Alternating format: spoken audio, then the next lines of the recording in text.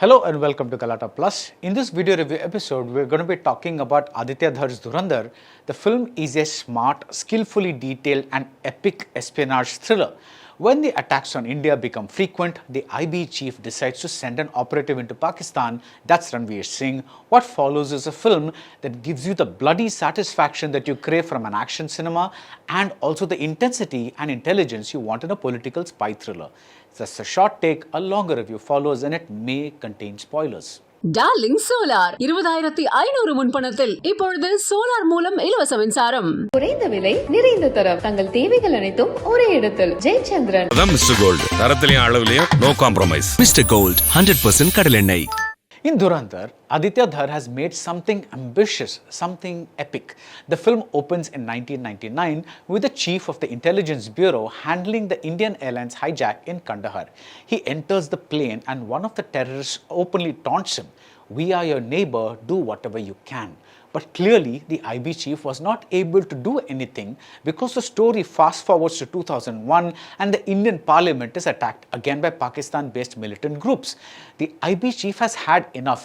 मुंह तोड़ने के लिए मुट्ठी बंद करना जरूरी है, he says. It's a fantastic line that says that you need to fight force with force, and his proposal named Operation Dhurandhar is finally approved. We are now in Pakistan watching Ranveer Singh making a totally and utterly non-starry entry into the movie and into the country. Instead of a popcorn spy movie, Aditya has made a sprawling film that earns its running time of 3.5 hours. The Ranveer Singh character named Hamza Ali Mazari has been assigned to destabilize Pakistan's underworld that plans missions and supplies weapons and so on. And from what we saw in the trailer, Dhurandhar could have been just one action sequence after another. But the superb surprise is how much effort is taken to build the place, build the characters, build the various political connections, and paint a vivid picture of just what it is that we are against. In most of these spy-type movies, the Pakistanis are the most generic archetypes, like the sly commander and the loyal henchman and so on. But Dhurandhar makes them flesh and blood people who have their own internal battles to fight, even as the battle India. I admit that this slow burn approach took me by surprise because I thought I was in for a full-on, full-blooded action movie. But after a bit of mental recalibration, I began to enjoy the meticulous detailing of the various aspects of Pakistan, including their version of the stud cop played by a terrific Sanjay Dutt. The IB chief knows that this is a long-term mission and he uses a word, sabr, patience. Dhurandhar demands that quality not just from its on-screen operatives but also from the audience. This is not a movie about a cool hero who takes down the enemy with the help of the action choreographers. I wouldn't call this a political film exactly, but it is a film that lays out a lot of political ground that we need to cover in order to understand that it is not just one top guy at the ISI barking orders to destroy India, or rather bleed India with 1,000 cuts, as Zia-ul-Haq is supposed to have said. It's a nexus working against our nation, and the film unfolds almost entirely in Pakistan. Hamza has to practically work his way up the Pakistani underworld ladder in order to begin to do what he's been assigned to do.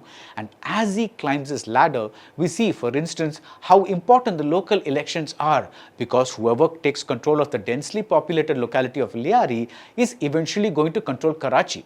Dhurandhar is not just a Ranveer Singh movie. Maybe part 2 will be more of a hero story, but part 1 is also about the characters excellently played by Madhavan and Arjun Rampal and Rakesh Bedi, right down to the smallest sidekick. This is one of the most excellently cast mainstream movies in a long time, and many actors are aided by superb makeup work. The Sarah Arjun character at first looks like a random romantic interest, but she slowly becomes someone who brings emotional complications into Hamza's life. There is an excellent confrontation, and Sarah is excellent here, where she proves to Hamza that she can be as unhinged as he is. I really look forward to how this angle will play out in part 2. The placement of the 26/11 Mumbai terror attack is a masterstroke. Very early in the film, we saw the Kandahar episode and the attack on the parliament, and after that, a lot of time has passed with us following what's happening in Pakistan. So when the focus shifts back to India, when it returns to India, it's as much a shock to us as it is to Hamza. We realize that just because the film's hero is on a mission, he's not always going to succeed. It's that word again, sabr, patience. We are going to have to lose before we finally get to win. Dhurandhar gives you the brutal, bloody satisfaction you crave from action films, and it also gives you the intensity and intelligence you want in a political spy thriller.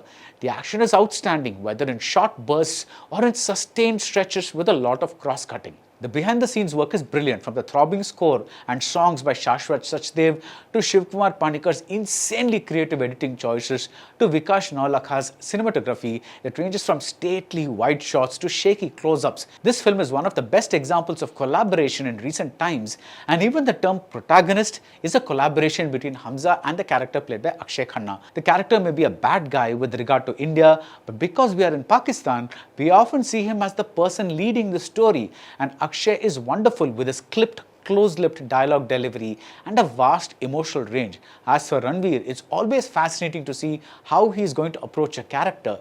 Here, he plays Hamza like a man who appears to be carved out of stone. He has been carved out by the IB chief to play this specific role. At first, Hamza comes off like a lost orphan. Indeed, he has lost his mother nation and is now among strangers. Slowly, as he finds a sense of home and family in enemy territory, Hamza begins to smile. This again is a character with a vast emotional range, and Ranveer is superb, as is Dhurandhar. Part 2 is just a few months away, but it feels like a long wait. That's it about Dhurandhar. If you like this video review, do subscribe to Galata Plus and see you soon at the movies.